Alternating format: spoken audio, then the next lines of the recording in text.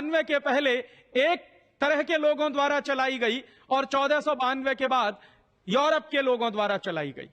1492 के पहले जो नॉन क्रिश्चियन जनता थी, जो मुस्लिम लोग थे, उन्होंने हमको लूटा और बर्बाद किया, और 1492 के बाद ये क्रिश्चियन लोग घुस गए, उन्होंने हमको लूटा और बर्बाद किया।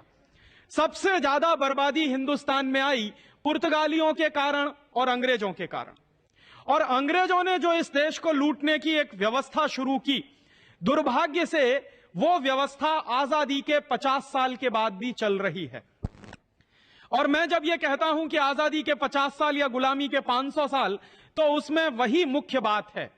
अंग्रेजों ने, अंग्रेजों के पहले फ्रांसीसियों ने, फ्रांसीसियों के पहले डच ने, और डच लोगों के पहले पुर्तगालियों ने भारत में लूट की जो व्यवस्था कायम की थी, वही लूट की व्यवस्था आज भी चल रही है।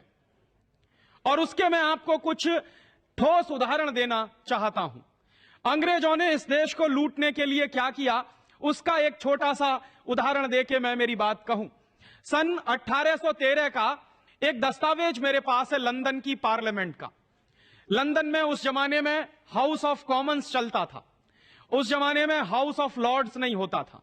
तो हाउस ऑफ कॉमन्स में लंदन में एक बहस शुरू हुई। क्या बहस शुरू हुई?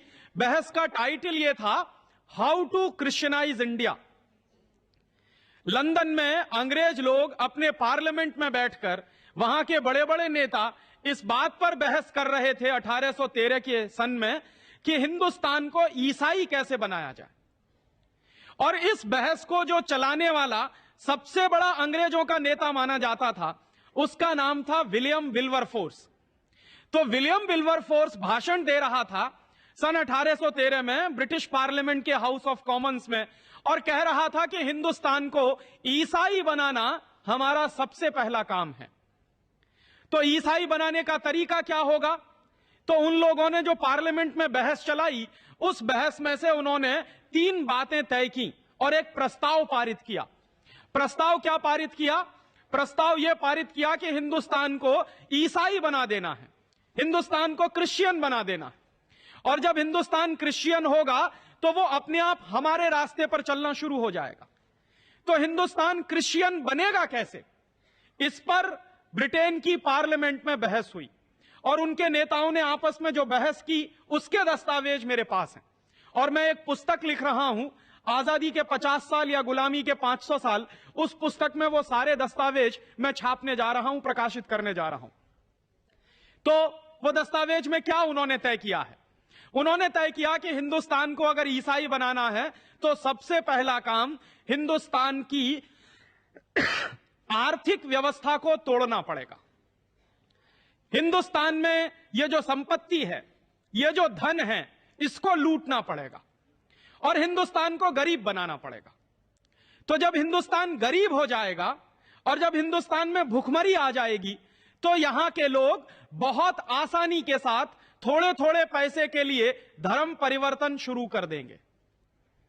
तो वो तय कर रहे हैं अंग्रेजों के बड़े बड़े नेता कि पहले हिंदुस्तान को आर्थिक रीति से खलास करना है, और जब यह देश आर्थिक रीति से खलास हो जाएगा, उसके बाद इस देश को राजनीतिक रीति से खलास करना, और फिर राजनीतिक रीति से जब यह देश खलास हो जाएगा, तब इस देश को सांस्कृतिक रीति से खलास करना, और सांस्कृतिक रीति से जब यह देश खलास हो जाएगा, तब इस देश को बहुत आसानी से ईसाई बनाया जाएगा। तो हिंदुस्तान को आर्थिक रीति से खलास करने के लिए अंग्रेजों ने क्या किया? उन्होंने अपनी तमाम कंपनियां हमारे देश में भेजी। ईस्ट इंडिया कंपनी आई, ईस्ट इंडिया कंपनी जैसी अंग्रेजों की सैकड़ों कंपनियां आई, और उन कंपनियों ने क्या किया? हमारे देश में अपना धंधा शुरू किया। तो क्या होता था कि अंग्रेजों की कंपनियों का माल बिकता था और हिंदुस्तान के गांव-गांव में अंग्रेजों का माल बिकने लगा, और जब हिंदुस्तान के गांव-गांव में अंग्रेजों का माल बिकने लगा, तो हमारे देश के लोग अंग्रेजों का माल खरीदने लगे, और अंग्रेजों का माल खरीदकर हमारे देश का पैसा लंदन जाने लगा। और जब अंग्रेजों का माल इस देश में बिकना शुरू हो गया, तो उसका एक दूसरा नतीजा और निकला कि धीरे धीरे हिंदुस्तान के सारे कारखाने बंद होते चले गए। एक तरफ तो अंग्रेजों की सरकार ने नियम ऐसे बनाए, कानून ऐसे बनाए कि भारतीय व्यापारी व्यापार ना कर सके, और भारतीय उद्योगपति कुछ भी सामान बाजार में बेच न सकें। दूसरी तरफ उन्होंने अंग्रेजों की कंपनियों को हिंदुस्तान की लूट के लिए खुला छोड़ दिया। तो धीरे धीरे हिंदुस्तानी बाजार में अंग्रेजों का माल बिकना